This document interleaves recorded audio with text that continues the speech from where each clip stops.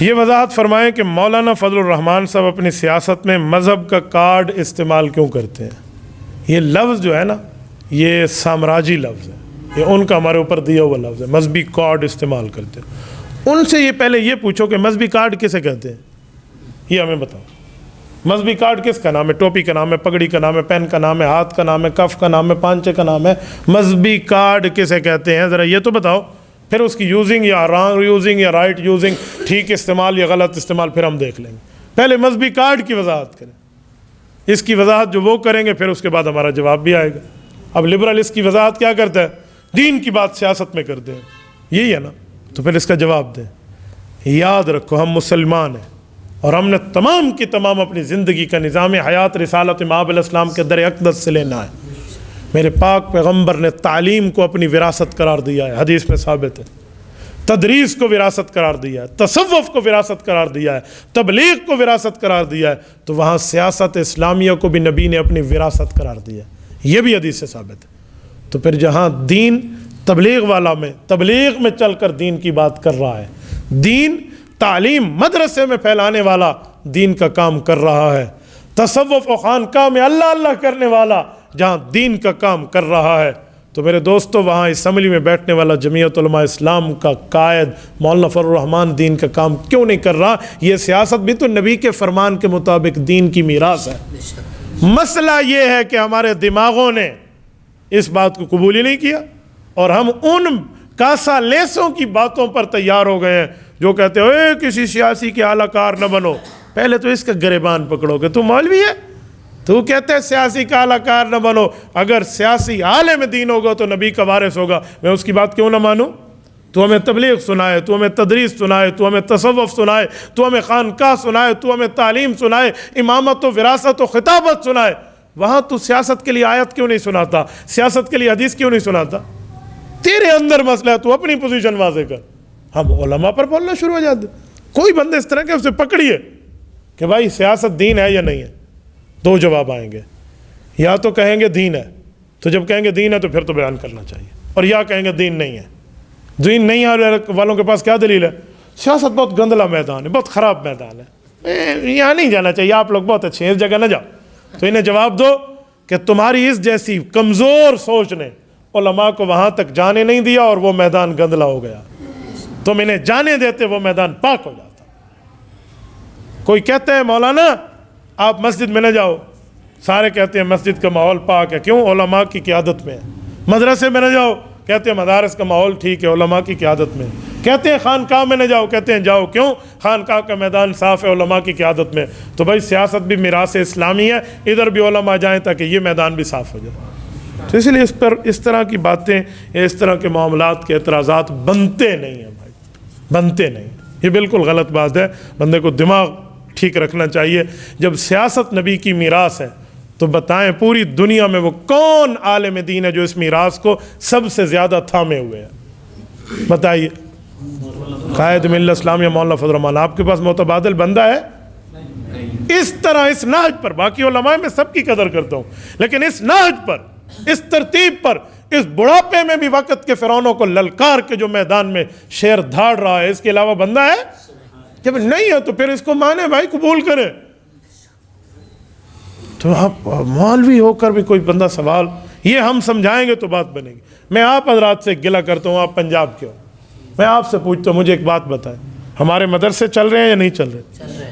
مساجد، ٹرسٹ، خانقاہیں، اگر لوگ ہمارے کہنے پہ زکوٰۃ مدرسے میں دے سکتے ہیں، لوگ ہمارے کہنے پہ عشر مدرسے میں دے سکتے ہیں، لوگ ہمارے کہنے پر صدقات مدرسے میں دے سکتے ہیں، تو لوگ ہمارے کہنے پر جمعیت علماء اسلام کو ووٹ کیوں نہیں دیتے؟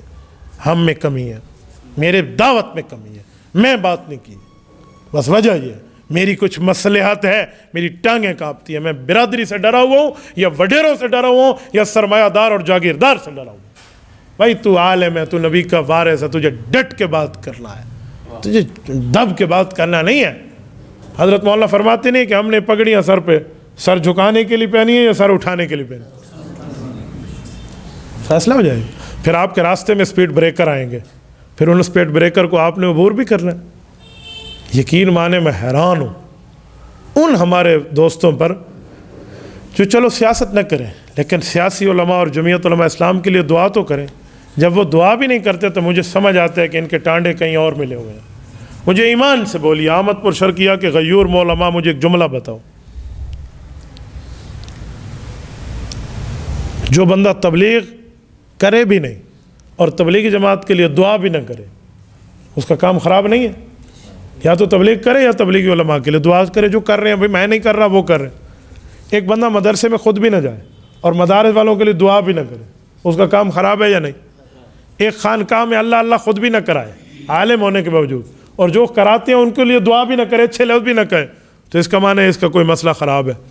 تو جو بندہ خود سیاست بھی نہ کرے اور پیغمبر کے وارث سیاسی علماء کے لیے دعا بھی نہ کرے تو اس کی دال میں کالا کالا ہے یا نہیں ہے؟ تو آپ کیوں نہیں پوچھتے؟ آپ ان سے پوچھیں. لوگ ہمیں کہتے ہیں جی آپ سیاست کی بات کیوں کرتے ہو؟ میں نے کہا امیر عظیمت سید رحمہ اللہ فرماتے تھے سبھی ہی مجھ سے کہتے ہیں کہ رکھنی چاہیے نگاہ اپنی. کوئی ان سے نہیں کہتا نہ نکلو یوں آیا ہو کر. آپ کو ہم ہی ملے آپ ایسے کیوں کرتے ہیں؟ میں تو پورے دین کی بات کر رہا ہوں ادھورے دین کی نہیں کر رہا. حضرت جی مولانا جمشید رحمہ اللہ رائے والے میں ان کی خدمت میں رہا ہوں. یہ اگر 4 سے اوپر ٹائم جا رہا ہے تو آپ کی پرچیوں کی وجہ سے جا رہے ہیں. میں نے ٹائم کے مطابق بات ختم کی تھی. یہ آپ کو پتہ ہو میں نو لیٹ اور نو ویٹ کا قائل ہوں. میں ایک منٹ دیکھ کر بات کر رہا تھا کہ جو ہم نے ٹائم علماء کو دیا اس سے چلو شروع اگر دیر سے ہوئے تو ختم تو بر وقت ہو نا. مولانا جمشید علی خان رحمہ اللہ فرماتے تھے میں ان کی خدمت میں رہا ہوں 4 ماہ کے دوران. فرماتے تھے پورے دین پر چلنے میں کامیابی ہے ادھورے دین پر چلنے میں کامیابی نہیں ہے. تو پورے دین میں جہاں تبلیغ ہے تدریس ہے تعلیم ہے تجوید ہے تصوف ہے خانقاہ ہے تو وہاں سیاست اسلامیہ بھی ہے. اللہ اللہ خیر سے تو اس پر کوئی اعتراض نہیں رہتا. ٹھیک ہے زبردست. سیاست کا مطلب یہ ہے کہ ریاست کے اور ریاست میں رہنے والی عوام کے حقوق کی جد و جہد کرنا بس اس کے لیے آپ کریں گے. اس کے لیے قرآن بھی موجود ہے حدیث بھی موجود ہے. آیات میں 2-3 آپ کی خدمت میں عرض کیا دیتا ہوں. اجعلنی علی خزائن الارض. حضرت یوسف علیہ السلام وزیر خزانہ بننے کی امیدواری کے طور پہ بات کر رہے ہیں. تو وزیر خزانہ بننا یہ سیاست نہیں ہے. اور اجعلنی علی خزائن الارض سورۃ نمبر 12 سورۃ یوسف کیا کہہ رہی ہے؟ وقت کا نبی کہہ رہا ہے. آپ کیا کہہ رہے ہیں؟ تو اس لیے تو کہتا ہوں سیاست انبیاء کی میراث ہے. حضرت داؤد علیہ السلام یا داؤد انا جالنا کی آیت اٹھا لیں. حضرت داؤد علیہ السلام وقت کے بادشاہ ہیں. تو بادشاہ سیاسی نہیں ہوتا وہ عوام کی خدمت میں نہیں ہے. آپ نے جو لفظ سیاست کو بدنام کر دیا اس وجہ سے آپ سیاسی کہتے ہوئے ہچکچائیں گے کہ نبی کو میں سیاسی کہہ دوں تو پتہ نہیں نکاح نہ ٹوٹ جائے. کیوں ٹوٹ جائے ہوئے؟ کسی کو ایک کی فکر ہوگی مجھے 3 کی فکر نہیں ہے. ہاں تو بھائی یہ کوئی تھوڑی بات ہے.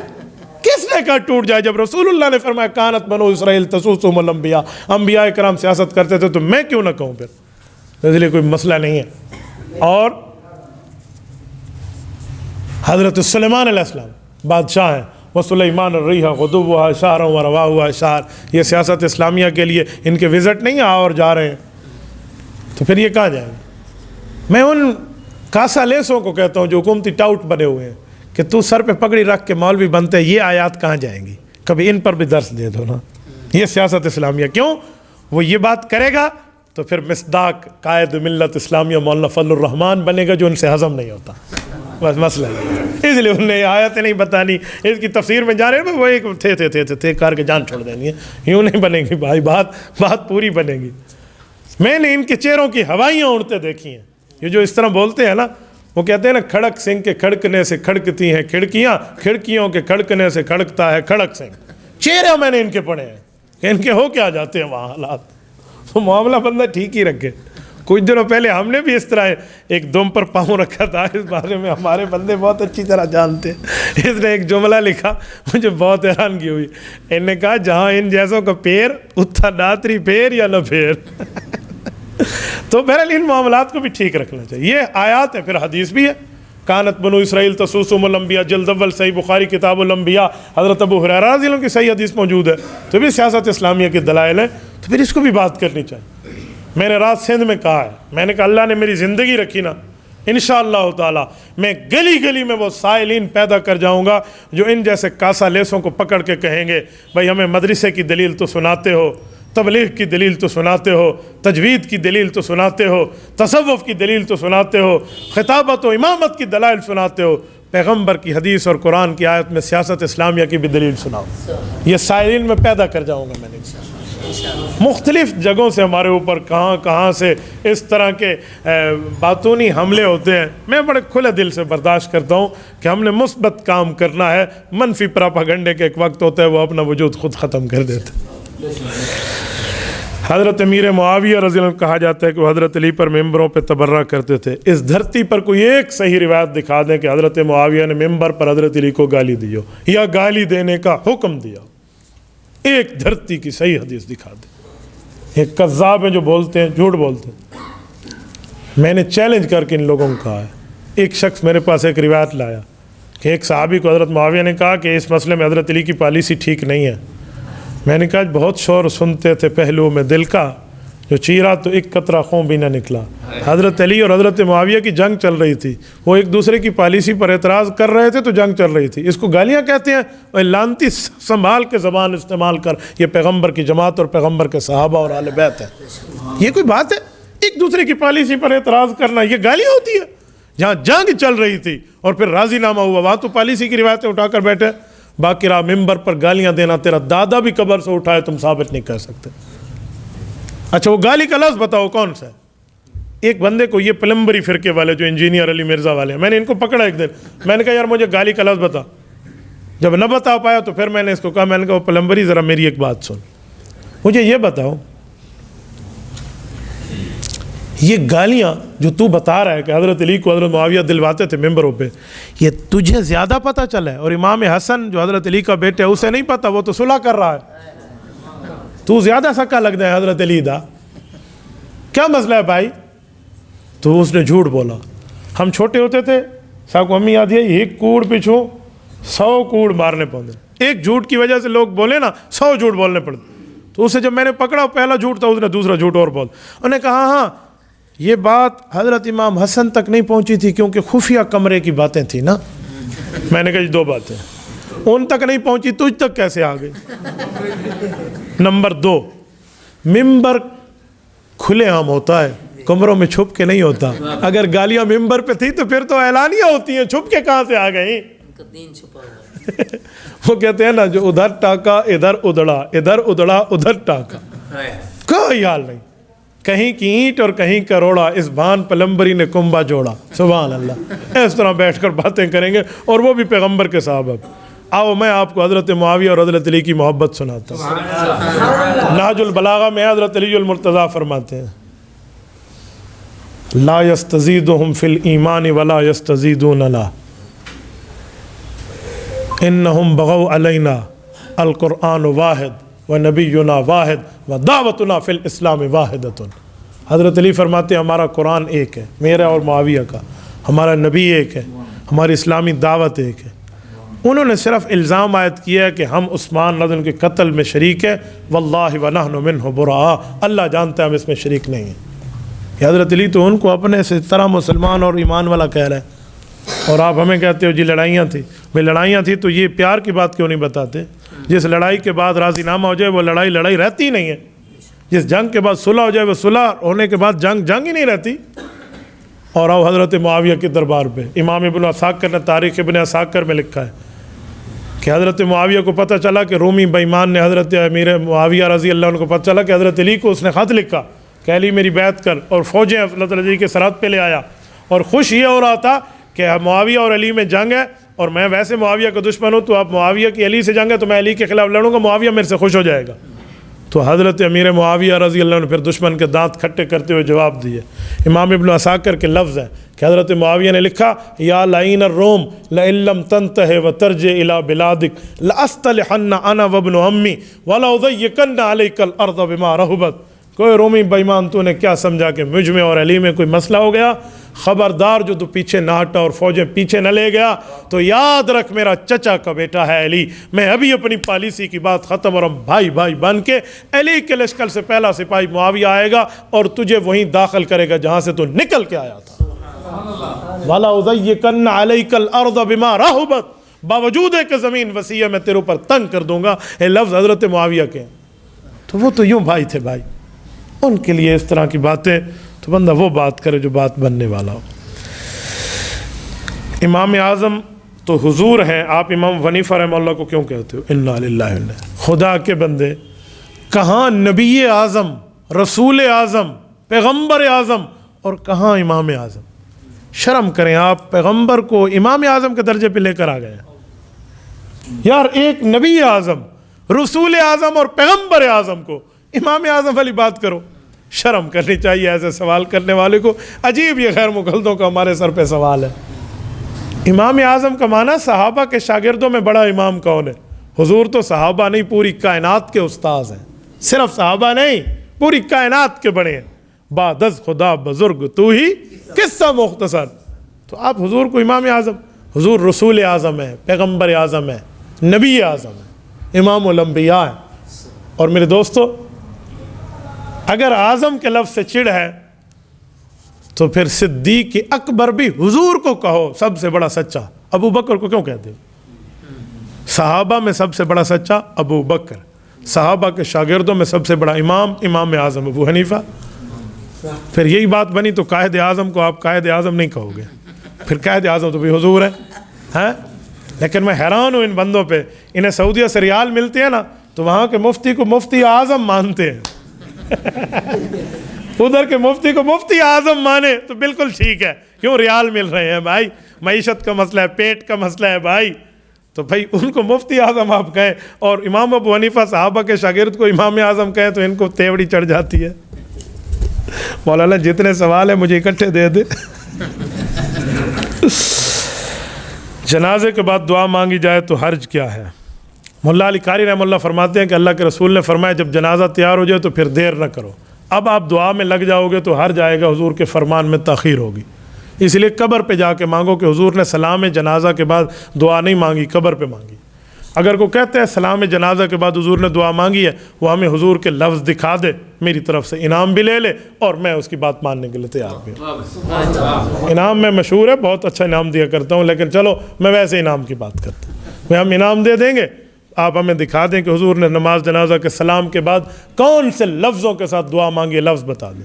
और हुजूर से लफ्ज़ तो साबित है, आप दिखा दें वो कौन सी दुआ है। बयान करते हैं आवाम के अंदर के आप सल्लम ने जनाजा पढ़ाया तो उमर आ गए, कहने लगे आप सल्लम मुझे दुआ के अंदर शरीक कर लें।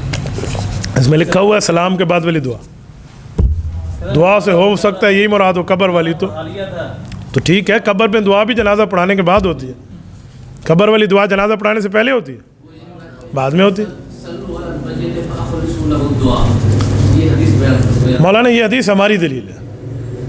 ये जो हदीस मौलाना पढ़ रहे हैं ना, ये इब्न माजा की हदीस है कि हज़रत अबू हुरैरा फरमाते हैं अल्लाह के रसूल ने फरमाया इज़ा सल्लैतुम अलल मय्यित फ़ाख़लिसू लहु दुआ, कि जब तुम मैयत पे नमाज पढ़ने लगो, इज़ा सल्लैतुम, नमाज पढ़ चुको नहीं, नमाज पढ़ने लगो, इज़ा माजी पे आया हुआ है, तो फिर उसके लिए दुआ करो इखलास के साथ।